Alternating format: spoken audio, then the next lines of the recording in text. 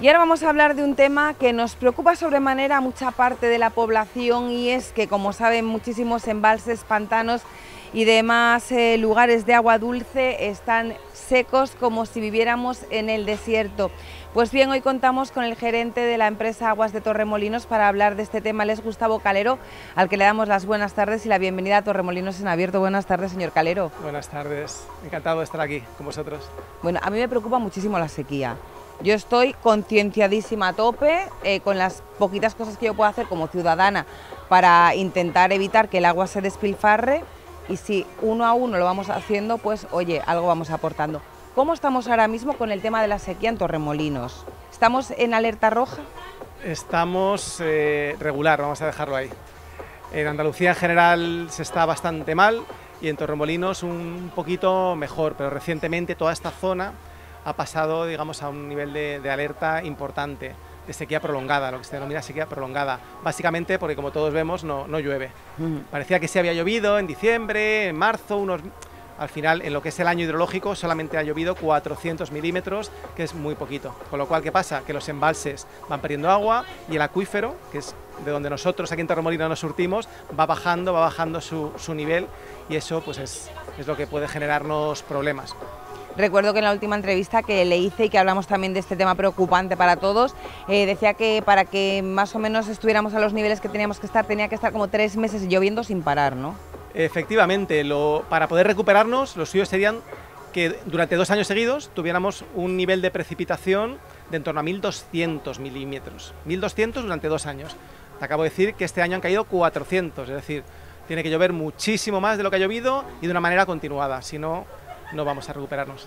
Señor Calero, ¿qué pasa con el agua? Porque, por ejemplo, hemos visto unas lluvias torrenciales brutales en Zaragoza hace muy poquito. O sea, ¿qué está pasando con el agua en el planeta para todos aquellos que piensen que el cambio climático no existe?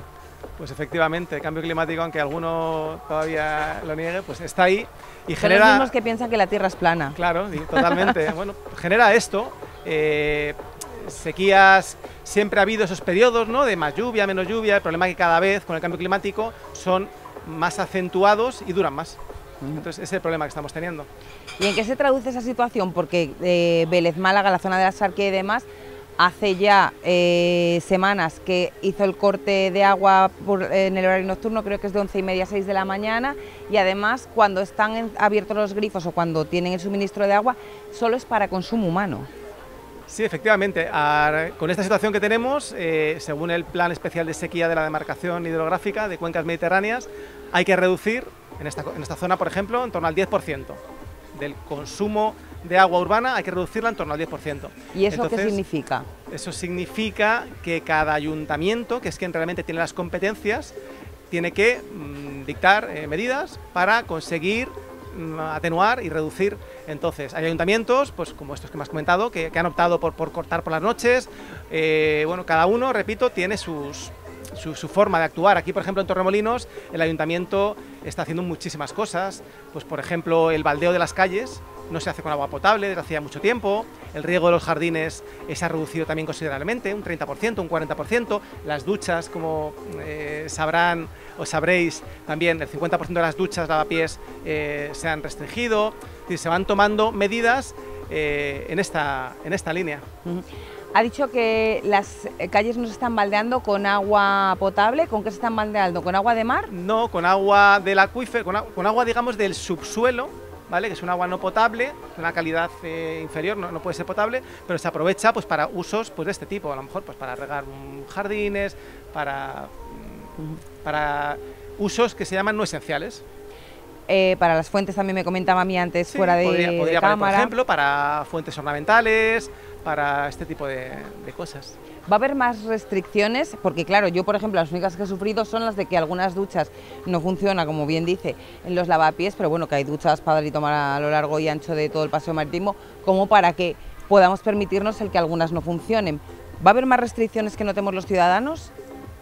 El ayuntamiento es el que tendrá que ir viendo en función de las medidas que se van tomando y el efecto que tienen, porque si con las medidas que se van tomando la gente se conciencia y todos vamos ahorrando, vamos reduciendo, pues a lo mejor hay suerte y no hay que seguir incrementándolas, pero al final eso no depende ahora mismo de del ayuntamiento, hay que ir viendo paso a paso, tomando medidas de las más suaves, digamos, a las que son pues más duras, como puede ser cortar el agua por la noche o cortar, que eso es lo que hay que intentar siempre evitarlo. Entonces, de momento, este año, este verano, no va a haber problema de este tipo, porque para eso hemos hecho los deberes y hemos conseguido, pues eso, reprofundizar los pozos. Se han hecho una serie de actuaciones durante los últimos meses, de manera que este verano no va a haber restricciones, esperamos, y que sean muy drásticas, ¿vale? Más allá de lo que estamos hablando.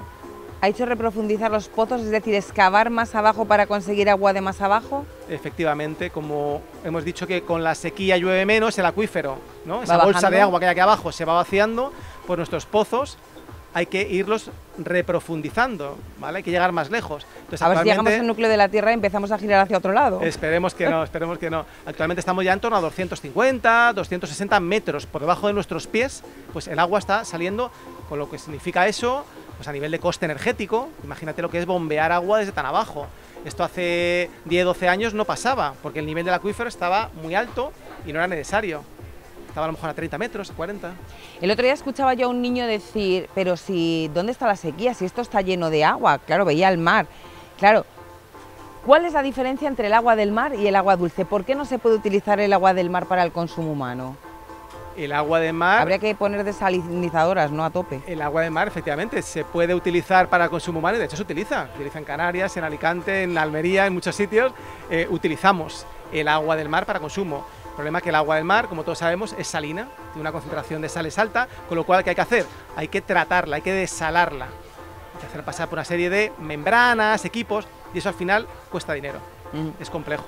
Entonces, por eso se tiende siempre a intentar captar agua de los embalses, que es lo más fácil, técnicamente, lo más barato, si no del subsuelo, ¿no? Como hacemos aquí en Torremolinos, del acuífero, y se intenta evitar el agua desalada básicamente por el coste, que hemos dicho que es muy alto, y porque esa salmuera, cuando tú sacas o potabilizas el agua del mar, la sal, tienes que hacer algo con ella, ¿no? Entonces eso es un problema ambiental, porque imagínate qué hacemos aquí con la salmuera que saldría, habría que tratarla, llevarla a un sitio especial. Entonces digamos que es complejo, pero sí, de hecho hay zonas en la Sarquía, por ejemplo, aquí por la zona de Vélez y demás, que están planteando la construcción de una desaladora, por eso mismo. O sea, que antes de que llegáramos al fin del mundo por sequía, podríamos utilizar el agua del mar, aunque tuviera unos costes elevadísimos. Por supuesto. Es diferente que viviéramos en el centro de España, a 800 kilómetros del mar. Pero viviendo en una zona de mar, aquí nunca nos vamos a quedar sin agua. Será cuestión de invertir tecnología y coste. Habrá que pagarla. Pero aquí lo bueno que tenemos es que está el mar. Lo cual no quita que todos nosotros, repito, tenemos que estar súper concienciados para, bueno, que el sistema al final sea más sostenible. Es que va de eso. ¿Y qué pasa con el agua de las depuradoras? O sea, ¿qué hace una depuradora en sí? Sabemos que depurar el agua, pero ¿qué tipo de agua? Porque también hay canales enormes que va el agua para el mar, ¿no? Efectivamente, una depuradora de agua al final lo que hace es limpiar el agua sucia. Cuando tiramos de la cadena, por ejemplo, ese agua sucia no se puede verter al mar, hay que tratarla. Entonces en las depuradoras lo que hacemos es limpiar ese agua. Antes de lanzarla al mar. Antes de lanzarla al mar. Y la pregunta es, ¿y para qué si ya la hemos limpiado, ¿no? Y nos hemos gastado mucho dinero, ¿para qué la lanzamos al mar cuando hay sequía? Entonces lo que estamos cada vez fomentando y potenciando más, las administraciones, las empresas privadas, públicas, es reutilizar ese agua. No para consumo humano, ¿no? ¿O sí se puede? No para consumo humano, aunque se podría, porque tecnológicamente se puede tratar perfectamente. Hay muchos países del mundo donde se hace. Pero bueno, aquí ahora mismo no sería necesario, simplemente se reutilizaría para riego de campos de golf, para baldeo de calle, lo que hemos dicho, parques acuáticos, es decir, para muchos usos que no sean agua de boca. Agua de boca dejarlo, pues agua de embalse, agua del acuífero, agua de alta calidad, y este agua reutilizada se puede utilizar para muchísimas cosas. ¿Qué podemos hacer los ciudadanos para evitar que la sequía nos invada en Torremolinos? Pues tenemos que ser solidarios y pensar que con nuestros gestos pues podemos conseguir cosas muy grandes. Hay muchas veces que, bueno, ¿a mí qué más da? Si yo en mi casa, con que yo cierre el grifo, no vale para nada, ¿no? Pues eso es lo que hay que evitarlo. De hecho, Eduardo Galeano decía eso, decía mucha gente pequeña, en lugares pequeños, haciendo cosas pequeñas, pueden cambiar el mundo. Pues va de esto. ¿Qué puede hacer el ciudadano? Pues cerrar el grifo cuando se lava los dientes, optimizar el uso de cuando tira de la cisterna, las duchas, por ejemplo, nunca baños ahora mismo, no. terminantemente prohibido el bañarnos, una ducha lo más rápida posible. Son esos pequeños gestos que al final consiguen que tengamos que tomar medidas drásticas que a nadie le gustan. Y yo voy a dar un gran tirón de orejas a las personas que ahora mismo están utilizando las duchas, que parece que no se han duchado en su vida. Por favor, una vez al pulsadorcito para que te quite la arena y ya el resto de la ducha en tu casa, porque la verdad es que veo barbaridades a la gente, sobre todo a los turistas extranjeros, que a lo mejor no son muy conscientes del problema de sequía que tenemos en toda España, en Andalucía y en Torremolinos, que se ponen a ducharse ahí, que vamos a ver este señor cuántas veces le da al pulsador. Totalmente. Muchísimas gracias, señor Calero. A vosotros por la invitación. Ya que no podemos hacer que llueva, que no tenemos danzas tribales para que la lluvia aparezca así de repente, vamos a ser un poquito más cívicos todos y a cuidar hasta la última gota de agua que sale por nuestros grifos. Nos vamos a publicidad y a la vuelta nos vamos a ir a un sitio que no sé si tiene problemas de sequía o no, pero la verdad es que vamos a viajar a Las Vegas.